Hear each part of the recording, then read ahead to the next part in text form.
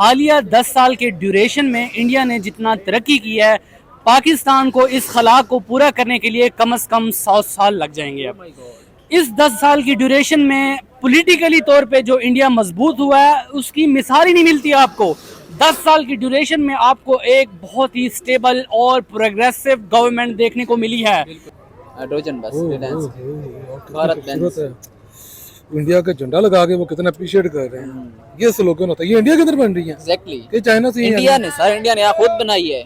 वाह यार, कमाल कर दिया है। जो पर देख लिखा हुआ ओए है, होए जबरदस्त यार। ये देखें सर। सीरियस है यार, ये तो बहुत खूबसूरत है यार। एंड कर दीजिए तो अंदर से कितनी सीटें वगैरह कितनी कंफर्टेबल है और से कितने उसका जो लुक है लेवल की है यार। एंड दिफाई लिहाज से इंडिया ने अग्नि 5 जैसे जदीद मिसाइल्स को लॉन्च करके दुनिया पे एक हैबत तारी कर रखी है इस वक्त। और इस तरह का रिडार सिस्टम एंड टेक्नोलॉजी उसमें अप्लाई की गई है जिसकी नज़ीर नहीं मिलती। और ये जो टेक्नोलॉजी इस तरह की मिसाइल्स में लॉन्च की गई है, रिडार सिस्टम भी उसको पकड़ने में नाकाम नजर आ रहे हैं। तो यार ये पता नहीं मोदी कर क्या रही है, ये किस तरफ इंडिया को लेके जा रहा है। ये वो इंडिया जो पुराना इंडिया था ना, वहां से आगे निकल के ये कोई नया इंडिया बनाने जा रहा है। मतलब ये उसने कहा था मोदी ने कि मैं इंडिया को वो टेक्नोलॉजी के हवाले से या ना आईटी के हवाले से किसी भी हवाले से आगे लग जाओ, लेकिन ये गाड़ियों वाले से नए बिजनेस शुरू करवा दी है। मतलब पहले इलेक्ट्रिक गाड़ियों से लॉन्च की, अब ये यानी कि हाइड्रोजन बसेस लॉन्च कर दी हैं। हाँ, यूरोप का हो सकता है। तो यूरोप ने नहीं बनाई, फिर ये चाइना चाइना क्योंकि चाइना का लग रहा है, चाइना की हो सकती है। चाइना नहीं बनाई। फिर पाकिस्तान ने बनाई। अच्छा, यार मजाक चाइना है। ने नहीं बनाई। और फिर और यार मुझे लग नहीं रहा, क्योंकि इस तरह की जितनी लेवल की और जिस तरह की बनी हुई ये बस नज़र आ रही है ना यार, आउट क्लास है। एंड कर दिया, बहुत खूबसूरत है। और ऊपर से फ्यूल नहीं है, दूसरा नहीं है, कह लें कि उससे तो एक वैसे भी इसकी कास्ट भी इतनी मुनासिब पड़ेगी। हमने हाइड्रोजन बम का नाम सुना था, अब उन्होंने हाइड्रोजन हाइड्रोजन बसेस भी बना ली हैं। तो that is so amazing. Transport की दुनिया में एक इस तरह की तरक्की, ये भी एक वो कहते हैं ना काबिल तहसीन अमल है। हमारे यहाँ आप देख लें कि रेलवे जैसे सफ़र को इंतहाई रिस्की तस्वर किया जाता है। ट्रांसपोर्ट के हवाले से कोई ख़ास निज़ाम नज़र आपको नहीं आता। इसमें हमारी तरक्की का जो पहलू है वो भी आपको इंडिया के मुकाबले में कमज़ोर नज़र आ रहा है। बिल्कुल, जो करेंसी है पता नहीं कितने दुनिया के मुल्कों में यानी कि वो इस टाइम एक्सेप्टेबल, बिल्कुल इंडियन करेंसी जो है वो एक्सेप्टेबल हो चुकी हुई है। लोग इस चीज से बड़ा हैरान है कि इंडिया कहां से कहां निकल गया। चाइना पहले तरक्की कर रहा था, अब चाइना को छोड़ के इंडिया उससे आगे जा चुका हुआ है। जैसा कि आप जानते हैं कि पाकिस्तान इस वक्त तारीख के बदतरीन मुआशी बहरान, सियासी बहरान से गुजरा है। लेकिन उसके बरक्स अगर हम बात करें इंडिया की, तो इंडिया ने पिछले 10 सालों में मोदी के टेन्योर में इस कदर खुद को स्ट्रॉन्ग किया, इस कदर इज्जत बनाई, इस कदर रिस्पेक्ट बनी है इंडिया की, कि अब जो है नरेंद्र मोदी ने जो है ट्रांसपोर्टेशन में एक मकाम हासिल कर लिया। और ट्रांसपोर्टेशन में नरेंद्र मोदी का एक ड्रीम प्रोजेक्ट जो है पाया तकमील को पहुंचा है कि उन्होंने जो है इलेक्ट्रिक बसेस के बाद, फ्यूल बसेस के बाद अब जो है उन्होंने हाइड्रोजन बसेस का इनेकाद कर दिया है। ये सर एक वीडियो देखें। बस सर हाइड्रोजन पे चलने वाली। Very nice. रिलायंस। क्या कहेंगे सर, इंडिया कितनी ज्यादा प्रोग्रेस पे? इंडिया का अगर हम एनालिसिस करें इस वक्त पॉलिटिकल, इंडिया और पाकिस्तान का हालिया 10 साल के ड्यूरेशन में इंडिया ने जितना तरक्की की है, पाकिस्तान को इस खला को पूरा करने के लिए कम से कम 100 साल लग जाएंगे। अब इस 10 साल की ड्यूरेशन में पॉलिटिकली तौर पे जो इंडिया मजबूत हुआ है उसकी मिसाल ही नहीं मिलती आपको। 10 साल की ड्यूरेशन में आपको एक बहुत ही स्टेबल और प्रोग्रेसिव गवर्नमेंट देखने को मिली है जिसको पूरी दुनिया ने अप्रिशिएट किया है और जिसकी सताइश के चर्चे आपको हर ज़बान खासो ज़दे आम मिलेंगी। इसके बरअक्स आप पाकिस्तान को अगर देखें तो इस 10 साल के ड्यूरेशन में आप ये देखें कि 7 वज़ीर आज़म चेंज हो चुके हैं। जहां पर इंडिया में मुसलसल कंसिस्टेंसी के साथ एक स्टेबल गवर्नमेंट हमें देखने को मिल रही है, वहां जहां पर पाकिस्तान में एक वज़ीर आज़म का टेन्योर 5 साल मुकर्रर किया जाता है, वहां आपको इस 10 साल के ड्यूरेशन में 7 वज़ीर आज़म बदलते हुए मिले हैं, जिनको बदला गया है और जिनको चेंज किया गया है। तो भाई मुद्दा ये भी एक सामने खुल के सामने आता है। तो दुनिया अगर आपसे बात करना चाहे स्टेबिलिटी के हवाले से, पॉलिटिकल आपसे बात करना चाहे, तो वो बात करे तो करे किससे? आपके 7 वज़ीर आज़म चेंज हो चुकी हैं, 7 मुख्तलिफ किस्म की हुकूमतें जो है दुनिया के सामने आई हैं, तो वो किससे बात करें? वो आपके जो हुकूमती ओहदेदारान हैं उनसे बात करें, आपके केयर टेकर से बात करें, या उनसे बात करें जिनको ताकत का असल सरचश्मा समझा जाता है इस मुल्क में। तो ये बहुत ही एक कंफ्यूजिंग सिचुएशन है। पॉलिटिकल हवाले से पाकिस्तान देखें कितना पीछे है इंडिया से। और दूसरा मैं आपको एक कंपैरिजन करूंगा इंडिया और पाकिस्तान के दरमियान, और आपकी इस ट्रांसपोर्ट के हवाले से भी मैं आपको इंशाल्लाह बहुत से होशरुबा इंकशाफात आप करूंगा जो कि बड़े इंपॉर्टेंट हैं। पॉलिटिकल आपने ये हाल देख लिया जो 10 साल में हुआ है। एक तरफ स्टेबिलिटी है, एक तरफ मुसलसल आपको कमजोरियां देखने को मिल रही हैं और स्टेबिलिटी आ ही नहीं पा रही इस हुकूमत में। दूसरी तरफ आप दिफाई लिहाज से देख लें, दिफाई लिहाज से इंडिया ने अग्नि 5 जैसे जदीद मिसाइल्स को लॉन्च करके दुनिया पे एक हैबत तारी कर रखी है इस वक्त, और इस तरह का रिडार सिस्टम एंड टेक्नोलॉजी उसमें अप्लाई की गई है जिसकी नज़ीर नहीं मिलती। और ये जो टेक्नोलॉजी इस तरह की मिसाइल्स में लॉन्च की गई है, रेडार सिस्टम भी उसको पकड़ने में नाकाम नजर आ रहे हैं। तो दिफाई लिहाज से वो इतना मजबूत नजर आ रहे हैं हमें, जबकि हमारी तरफ आप दिफाई शोबे में देखें तो इतना खातिर खा हमें जो प्रोग्रेस है वो दिखाई नहीं दे पा रही इस हालिया ड्यूरेशन में। यहाँ पर आपको कहूँगा, कल मैं एक बंदे से इंटरव्यू कर रहा था, वो कह रहा था कि भाई 23 मार्च की जो यहाँ परेड हुई है ना, इंडिया वो देख के डर गया है। जी, अब इस पर मैं क्या कमेंट्स कर सकता हूं? अगर इंडिया को डराना भी है तो इस तरह की जो दिफाई शोबे में खातिर खा जो जिस बात को हम दुनिया भी कबूल करती हो, वो चीज़ एटलीस्ट आप लोगों के सामने लाए, ताकि हम जैसे लोग और तमाम जो थिंक टैंक्स हैं आपकी इन बातों पर हंसने की बजाय आपको वो दादे तहसीन पेश करें। ये कोई बात नहीं है कि किसी मुल्क ने कोई परेड किसी कौमी दिन के हवाले से या किसी तारीखी दिन के हवाले से कोई परेड दुनिया के सामने पेश की तो दुनिया पे उसकी धाक बैठ जाएगी, या दुनिया पे उसका जो रोब और दबदबा है उसमें इजाफा देखने को मिलेगा। भाई, जब तक आप अपनी दिफाई सलाहियतों में अमली तौर पर तब्दीलियां नहीं लाएंगे और अपने दिफा को मजबूत नहीं करेंगे जदीद टेक्नोलॉजी के हवाले से, जदीद इक्विपमेंट्स के हवाले से, तो दुनिया आपको मजबूत तस्लीम नहीं करने वाली।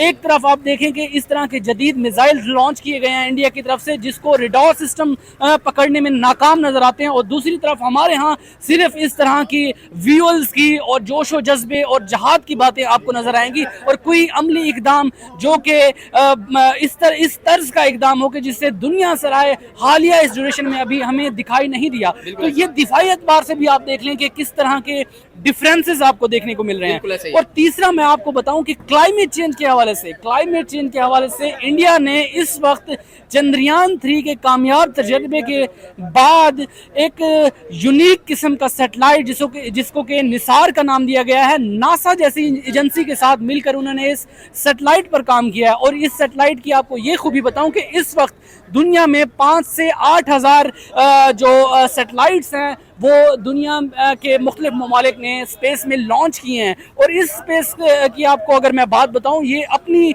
नौयत का एक मुनफरिद सैटेलाइट है जो कि ज़मीन पर होने वाली तमाम जो कुदरती आफात हैं उससे निपटने में आपकी मदद करेगा, जिसमें मोटी मोटी चीज़ें मैं आपको बताता जाऊं। लाइक आपको बताऊं कि ज़लज़लों का आना, बर्फ़ का पिघलना, बर्फ़ की जो परतों की बुलंदी है उसके बारे में आपको सही मालूमात फराहम करना, इसके अलावा जो आतिश फिशां लावे फटते हैं उस हवाले से आपको आगाही फराहम करना, दुनिया के किस हिस्से में थंडर बोल्ट्स के हवाले से और जो भी कुदरती आफात हैं उसके हवाले से ये सैटेलाइट आपको एक जामे और मजबूत किस्म की इंफॉर्मेशन प्रोवाइड करेगा। आप देखें कि इन फ्यूचर इंडिया और अमेरिका को इस सैटेलाइट का कितना फ़ायदा होने वाला है।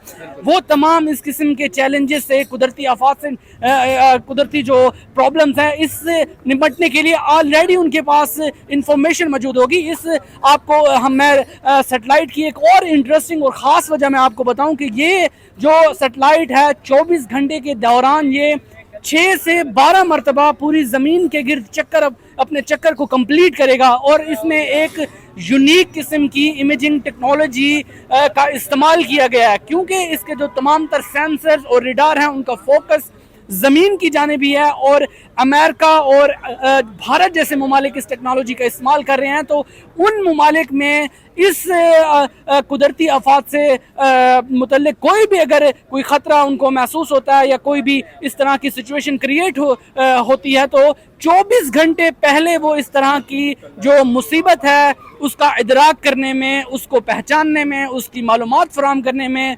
इंडियन जो लोग हैं और अमेरिका के लोग हैं उनको आगाह करेगा। और इससे आप देखें कि कितनी जो है ना कैजुअलिटीज से बचा जा सकता है और कितनी आपको मदद फराहम होगी। बिल्कुल ऐसे ही। ये सेक्टर उनका स्पेस के लिहाज से है। अब जो ट्रांसपोर्ट के हवाले से आपने बात की, ट्रांसपोर्ट के हवाले से आप देखें हालिया इस ड्यूरेशन में इंडिया ने तकरीबन 51 बुलेट ट्रेन लॉन्च की हैं। इसके साथ साथ उन्होंने अंडर वाटर ट्रेन लॉन्च की अपने मुल्क में, और हमारे मुल्क में ट्रेनों को सर ये अपने है मुल्क कि में नहीं, अपने मुल्क से दूसरे मुल्क में भी अंडर वाटर ट्रेन। जी बिल्कुल, लंदन जैसे ममालिक अब उनकी तरफ देख रहे हैं और उनसे डिमांड कर रहे हैं कि हमें अपनी ट्रेन्स जो आप मैन्युफैक्चर कर रहे हैं हमें भी इन जैसी जो है ट्रेन से इस्तेफादा करने का मौका दिया जाए। अमेरिका ने मंगवाई है वंदे भारत ट्रेन, अब जो है अर्जेंटीना और चिली ने भी कहा कि हमें भी वंदे भारत ट्रेन दो। जी बिल्कुल, ट्रांसपोर्ट के शोबे में आप देख लें। और आपने जिस तरह मुझे एक विजुअल दिखाई, हमने हाइड्रोजन बम का नाम सुना था, अब उन्होंने हाइड्रोजन बसेस भी बना ली हैं। तो that is so amazing. Transport की दुनिया में एक इस तरह की तरक्की, ये भी एक वो कहते हैं ना काबिल तहसीन अमल है। हमारे यहाँ आप देख लें कि रेलवे जैसे सफर को इंतहाई रिस्की तस्वुर किया जाता है, ट्रांसपोर्ट के हवाले से कोई खास निज़ाम नजर आपको नहीं आता। इसमें हमारी तरक्की का जो पहलू है वो भी आपको इंडिया के मुकाबले में कमजोर नजर आ रहा है। बिल्कुल ऐसे सर, अगर हम बात करें ट्रेन की तो इंडिया में जो है वंदे भारत ट्रेन, अमृत भारत ट्रेन, राजधानी एक्सप्रेस, अब जो है इंडिया ने एक नई ट्रेन जिसका रैपिड ट्रेन कहते हैं, उसका नाम है नेमो भारत ट्रेन, उसका जो है बाकायदा लॉन्च कर दिया है। और ये इंडिया की सबसे तेज तरीन जो है ट्रेन होगी। इसकी स्पीड 180 किलोमीटर पर आवर होगी। और जिस तरह हमारे यहाँ चल रही है ऑरेंज लाइन ट्रेन सिर्फ लाहौर के अंदर चल रही है, वो जो है तेज तरीन ट्रेन को जो इंट्रा सिटी चला रहे हैं, मतलब एक सिटी से दूसरे सिटी 82 किलोमीटर का जो वो रूट है, और कह लें कि फ्लाई ओवर से गुजर जाएगी। मतलब देखिए कितना उसने जो है लोगों के बेनिफिट, लोगों को फैसिलिटेट करने के लिए, लोगों के टाइम की बचत के लिए तेज तरीन bullet train Nemo Bharat India की सबसे तेज तरीन ट्रेन होगी। और उसको जो है सर उन्होंने लॉन्च कर दिया है। जी बिल्कुल, जिस तरह आपने बताया कि 180 किलोमीटर पर हार की स्पीड पर वो ट्रैक पे दौड़ेगी। और इतनी मैसिव और इतनी तेज रफ्तार वो ट्रेन है कि जिसकी हम जितना तारीफ करें कम है। लेकिन मैं आपको ये बताऊं कि इंडिया के अंदर जितना सफर उनकी पब्लिक ट्रेनों में कर रही है, इतना आबादी आपको ऑस्ट्रेलिया की नजर आएगी, इतना डिफरेंस आपको मिल रहा है इसमें। और उन्होंने इस ट्रांसपोर्ट की सहूलत को बेहतर करने में और इसकी ज़रूरत को समझा है कि हमें ट्रांसपोर्ट के अपने इस निज़ाम को बेहतर करना पड़ेगा। और इस तरह की ट्रेन उन्होंने जदीद लॉन्च की है जो कि बड़ी ही वो कहते हैं ना ज़बरदस्त तरीके से जो मुसाफिर हैं उनको सहूलियत प्रोवाइड करें। That is so amazing. Okay sir, thank you sir. यार क्या बात है, ये तो बिल्कुल डेवो जैसी बसेस होती है वैसी हैं। हाइड्रोजन बस रिलायंस भारत खूबसूरत है। इंडिया का झंडा लगा के वो कितना अप्रिशिएट कर रहे हैं। ये स्लोगन होता है, ये इंडिया के अंदर बन रही है एग्जैक्टली कि चाइना से? इंडिया ने सर, इंडिया ने खुद बनाई है। वाह यार कमाल कर दिया है। जो पर देख लिखा हुआ है, ओए होए होए, जबरदस्त यार, बड़ा अच्छा लग रहा है। बस देखे इतनी मॉडिफाइड, इतनी इलेक्ट्रिक, मतलब हाइड्रोजन बस। अंदर से तो देखो कितनी मॉडिफाई है यार। सीटें देखें उसकी, मैं कहता हूँ बिल्कुल ऐसे लगता है जैसे वो आप बिजनेस क्लास जहाज में लेते हैं ना, वैसी सीटें रखी हुई। बिल्कुल नरेंद्र मोदी इस कदर जो है कह लें पब्लिक ट्रांसपोर्ट को जो है एक्सपोर्ट कर रहे हैं, पब्लिक ट्रांसपोर्ट पर वर्क कर रहे हैं। अभी पहले इलेक्ट्रिक बसें आपने देखी, इवन के कश्मीर में भी इलेक्ट्रिक बसें चल रही हैं, अब हाइड्रोजन बसें। यार ये पता नहीं मोदी कर क्या रही है, ये किस तरफ इंडिया को लेके जा रहा है।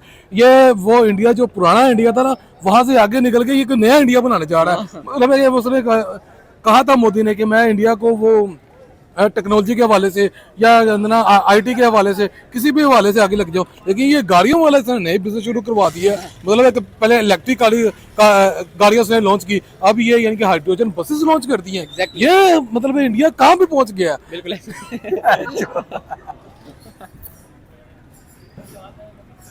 सर, इसके साथ साथ आपने बात की कि वो जो है पब्लिक ट्रांसपोर्ट को बहुत ज्यादा वर्क कर रहा है। आपने देखा buses, electric buses, hydrogen buses, train की बात करें तो नई ट्रेन बना रहे हैं। नेमो भारत अभी उन्होंने ट्रेन बनाई है जो उसकी स्पीड, जो भारत की सबसे तेज ट्रेन जो है ट्रेन होगी। सर नरेंद्र मोदी को क्या कहेंगे, जो कि एक आम बंदे के लिए सोच रहा है, जो बड़ों के लिए सोचता है, वो ज्यादातर वर्क तो अपने मुल्क के अपने जो है 10 टेन्योर में जो है अपने आम बंदे के लिए वो ज्यादा काम करके गया है। बिल्कुल ऐसे यार, मोदी ने वो कमाल कर दिखाया जो इंडिया का कोई लीडर आज तक नहीं कर सका। मतलब है कि उसने जो इलेक्ट्रिक बसें कश्मीर तक चला छोड़ी हैं, कश्मीर में भी जाके वहां पे गाड़ी चल रही है इलेक्ट्रिक गाड़ियां, ऊपर से हाइड्रोजन की ये बस तैयार कर दी है। मतलब आने वाला फ्यूचर देखो इंडिया दुनिया में, या मैं इस चीज से परेशान हूँ जब यही बसेस बाहर के कंट्रीज इंडिया से इंपोर्ट करेंगे। आपको शायद पता हो कि इंडिया एक ट्रेन, इंडिया की जो ट्रेन है आई थिंक उसका नाम मुझे वंदे भारत। बिल्कुल वंदे भारत, वो आई थिंक वो अमेरिका अमेरिका ने और यूके उनसे मांग रहा है कि ये बसें हमें आप ना डिलीवर करो, हमें बेचो। ये इसके एक यानी कि इसकी कोस्ट वो ट्रेन जाने से इंडिया को कितना फायदा होगा और कितनी यानी कि दर्जनों ट्रेन जाएंगी इंडिया की।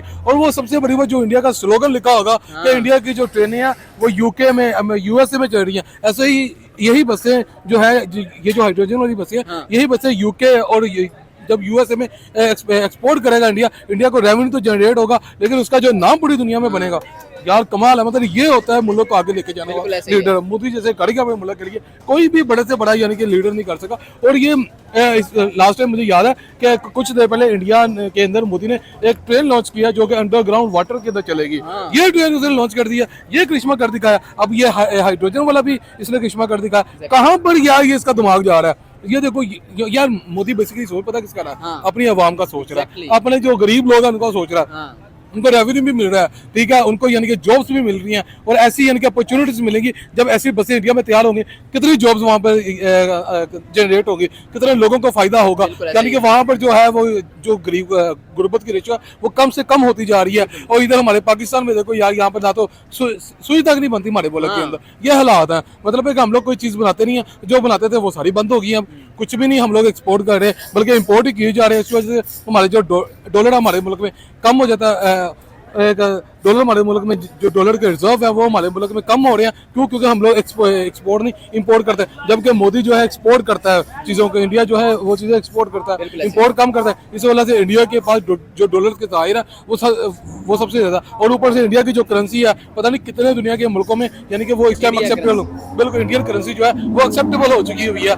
लोग इस चीज़ से बड़ा हैरान है कि इंडिया कहाँ से कहाँ निकल गया। चाइना पहले तरक्की कर रहा था, अब चाइना को छोड़ के इंडिया उससे आगे जा चुका हुआ, मुझे यही लग रहा है। और देखना वर्ल्ड की जो सुपर पावर है ना, तीसरी यानी कि जो चौथी सुपर पावर होगी वो इंडिया ही होगा। और सर नैनो भारत ट्रेन जो मैंने आपको दिखाई है, अच्छा मैंने आप सॉरी मैं तो चलो ठीक है बस।